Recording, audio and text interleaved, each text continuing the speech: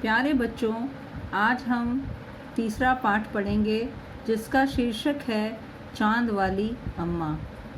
इस कहानी में एक बूढ़ी पात्रा है जो बहुत ही बूढ़ी है और अपने दैनिक कार्य को अकेले ही करती है। उसके साथ में सहयोग करने वाला कोई नहीं है और दिन भर वह काम करके जब अपने आंगन में झाड़ू लगाने आती है तो बादल ऊपर से आता है और उसको परेशान करता है, उससे ज़ोर से टकराता है।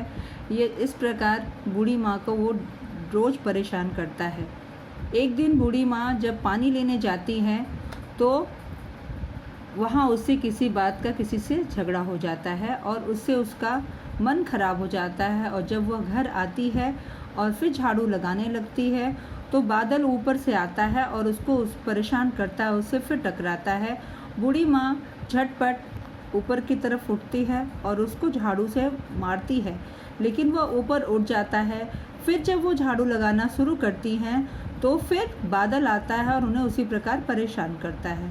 बूढ़ी माँ दूसरी बार जैसे ही वो उसको परेशान करता है मुड़ती हैं और उसको झाड़ू से मार देती हैं। इस पर बादल झाड़ू को पकड़ लेता है और बूढ़ी माँ को ऊपर खींचने लगता है।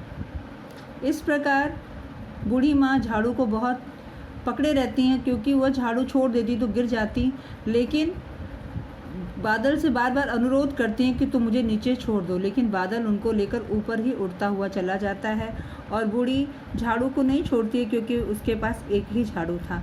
इस प्रकार बादल बहुत ऊपर उड़ जाता है और जब बहुत ऊपर चला जाता है तो बूढ़ी माँ को चाँद दिखता है। बूढ़ी माँ झटपट चाँद के ऊपर चढ़ के बैठ जाती हैं और बादल यह समझता है कि अब वह चाँद से जीत नहीं पाएगा, इसलिए वह बूढ़ी माँ को वहीं छोड़ करके चला जाता है। इस कथा के अनुसार लेखक ये बताना चाहता है कि बूढ़ी माँ अभी भी झाड़ू लेकर उसी चाँद पर बैठी हुई है। इस कहानी के माध्यम से मैं आपको भाषा को समझाना चाहती हूँ। मेरा प्रश्न है, भाषा किसे कहते हैं और इसके कितने प्रकार होते हैं? भाषा मुख से उच्चरित होने वाले शब्दों और वाक्यों आदि का वह समूह है जिसके द्वारा मन की बात बताई जाती है। यानी हम मुख से जो भी बातें, जो भी शब्द उच्चारण करते हैं, उन शब्दों को जोड़ करके जो वाक्य बनते हैं, उन वाक्यों के समूह से हम किसी बात को समझ सकते हैं या दूसरे को समझाते हैं। भाषा के 3 भेद होते हैं: मौखिक भाषा, लिखित भाषा और सांकेतिक भाषा। मौखिक भाषा का वह रूप जिससे एक व्यक्ति बोलकर विचार प्रकट करता है और दूसरा व्यक्ति सुनकर उसे समझता है। अर्थात मैंने जो आपको यह कथा सुनाई, इस कहानी में मैंने आपको मौखिक भाषा का प्रयोग किया है। मैंने उस कहानी को बताया और आपने उस कहानी को सुना, यानी आपने कहानी को सुना। सुनने को ही मौखिक कहा जाता है। इसकी परिभाषा है, जिस ध्वनि का उच्चारण करके या बोलकर हम अपनी बात दूसरों को समझाते हैं, मौखिक भाषा कहलाती है। उदाहरण, टेलीफोन और दूरदर्शन, इसके माध्यम से हम दूसरे की बातों को सुनते हैं। लिखित भाषा का वह रूप जिसमें एक व्यक्ति अपने विचार या मन के भाव लिखकर प्रकट करता है।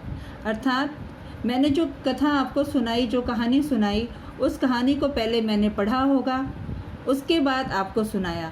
जब मैंने पढ़ा तो वह लिखित रूप था और आप इसको पढ़ेंगे तो आप भी लिखित रूप को ही पढ़ेंगे। इसकी परिभाषा है, जिन अक्षरों या चिन्हों की सहायता से हम अपने मन के विचारों को लिखकर प्रकट करते हैं, उसे लिखित भाषा कहते हैं। तीसरा भाग है सांकेतिक भाषा। जिन संकेतों के द्वारा बच्चे या गूंगे अपनी बात दूसरों को समझाते हैं, वे सब सांकेतिक भाषा कहलाती है। जैसे चौराहे पर खड़ा यातायात नियंत्रण करने वाला सिपाही।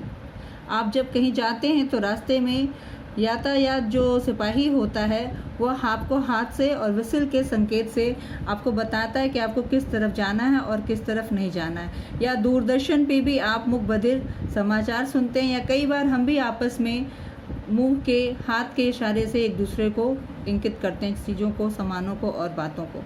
इस प्रकार से मैंने आपको यहाँ पे भाषा और उसके भेद प्लस चाँद वाली अम्मा कहानी को बताने और समझाने की कोशिश की है। इसको अपनी कॉपी में लिख लीजिए और इनको याद कर लीजिए। धन्यवाद।